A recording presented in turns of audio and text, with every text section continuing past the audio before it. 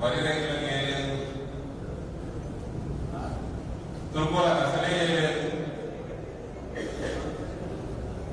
దుర్గోలకు ముంచి ఎట్లా ముంచి చెప్తా, బీజేపీ బీఆర్ఎస్ దోస్తులు, బీజేపీ బీఆర్ఎస్ దోస్తులు, బీజేపీ బీఆర్ఎస్ దోస్తులు. అలా ఏం దోస్తున్నారు? ఏదో ఇప్పుడేమో బీజేపీ బీఆర్ఎస్ అంటే అలయన్స్ అంటారు. ఇట్లా చేసుకుంటా మొత్తం అవి పెట్టించి దుర్గోలందరూ టీఆర్ఎస్కి వెళ్ళి కాంగ్రెస్ ఇలా అందరూ కాంగ్రెస్ పోయి కాంగ్రెస్ దిక్కు చూస్తే కమల్నాథ్ దిగబట్టే, మనీష్ తివారీ దిగబట్టే, అశోక్ చవాన్ దిగిండు, మిలింద్ దేవరా దిగిండు, రాహుల్ గాంధీ సోనియా గాంధీ ఇద్దరు.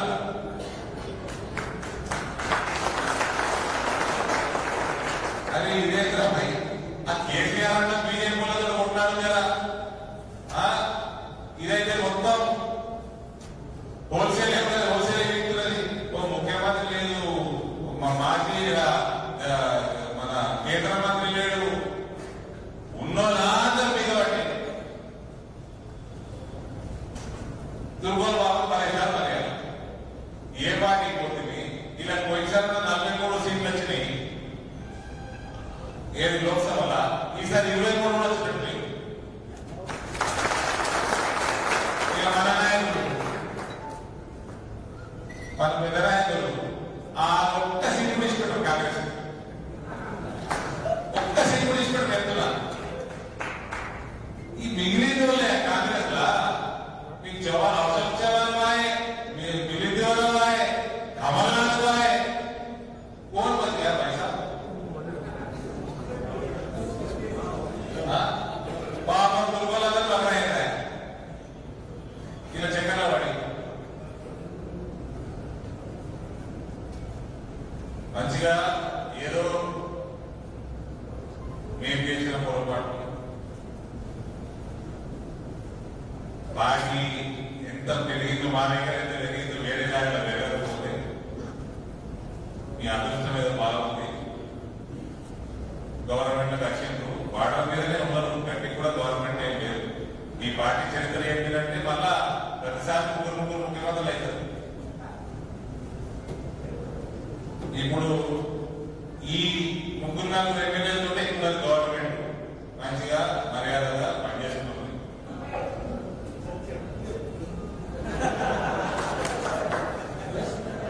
పనిచేసుకొని ఊకే అరవింద్ అగర్వాల్ నోట్ ఎక్కడ మొన్న నుంచి చూస్తా ఉన్నా. ఓనో పట్టుకుంటాడు, వాడిని బీజేపీ కార్యకర్త అంటాడు, మాకు 70 ఏళ్ళు.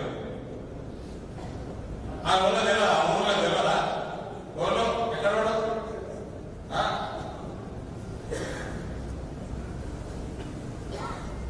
పార్టీ పెరిగిపోయింది. 3000 ఓట్లు వచ్చే నియోజకవర్గంలో 50,000 ఓట్లు వస్తున్నాయి. అది గెలిచే సీట్లు బీజేపీ వేరే బాగా ఇబ్బంది అయింది. కుల మీడియం ఉందని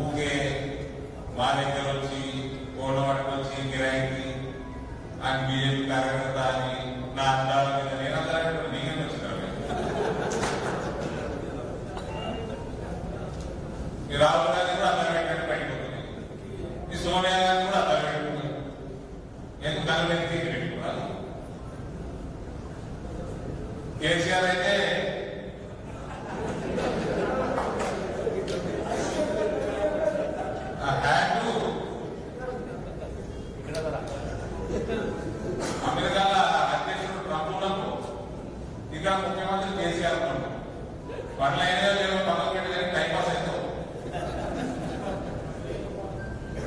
20 కాంగ్రెస్ వాళ్ళు ఏం చేస్తారు, పోతున్నారు, ఆడిపోతున్నాడు, వేసి పరిలాసిని కాళేశ్వరం ఆడపోయి సెల్ఫీ దిగుతున్నాడు. ఆ పరిలాసిని ముందే తెలుసు మాకు, లక్షల కోట్ల తెలంగాణ ముందే తెలుసు మాకు. నువ్వు వచ్చి కొత్తగా ఏం చేస్తున్నావు, ఏం ఎంక్వైరీ చేసినావు, ఎవరి లోపల చేసినావు, లక్షల కోట్ల అప్పు ఎట్లా తీరుస్తావు, మళ్ళా ఆర్థిక వ్యవస్థని ఎట్లా ట్రాక్ చేయబెట్టావు, నువ్వు చేసిన వాగ్దానాలు ఎట్లా తీరుస్తావు. ఉన్న బస్సులలో మహిళలు ఎక్కించుడు కాదు, కొత్త బస్సులు 200 యూనిట్లు ఫ్రీ ఇచ్చుడు కాదు. ఆ పోయిన 20 యూనిట్లు ఫ్రీ ఇచ్చిండు, అప్పులు చేసిండు, కమిషన్లు మింగిండు, కొరిటర్ దగ్గర కొన్నాడు, ఇచ్చిండు. ఉత్పత్తి ఎక్కడ చేస్తున్నావు? 10 ఏళ్ళ నుంచి ఒక్క యూనిట్ కొత్త ఉత్పత్తి కాలే. ఎట్లా ఉత్పత్తి చేస్తావు చెప్పు. భూగర్భ జలాలను పెంచి 24 గంటలు 3 ఫేజ్ కరెంటు గుజరాత్ తీసుకొచ్చి, క్వాలిటీ పవర్ తీసుకొచ్చి 3 సంవత్సరాలల్లా 9,000 కోట్ల నుంచి ఉన్న వ్యవసాయ ఆదాయం 37,000 కోట్లకు పెంచిన నరేంద్ర మోడీ. ఆయన ముఖ్యమంత్రి 2002 నుంచి 575,000 కిలోమీటర్లకి కరెంటు తీయలాగిండు. 24-25 లక్షల పోల్స్ కరెంటు పోల్ మార్చిండు. కొన్ని లక్షల ట్రాన్స్ఫార్మర్లు సబ్స్టేషన్ పెట్టిండు. అదే సమయంలో కొన్ని లక్షల చెక్ డ్యాములు కట్టిండు. ఇటు భూగర్భ జలాలు పెట్టిండు, అటు కరెంటు క్వాలిటీ కరెంట్ ఇచ్చిండు, వ్యవసాయ ఆదాయం 4 గంటలు పెంచిండు. ఈడేది ఏముందండి? ఏమైనా ప్రణాళిక ఉందా? ఏదైనా మిషన్ ఉందా?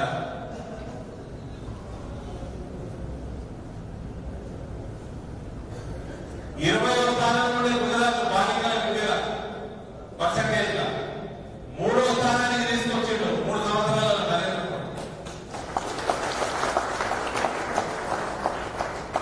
ఇవాళ మన లిటరసీ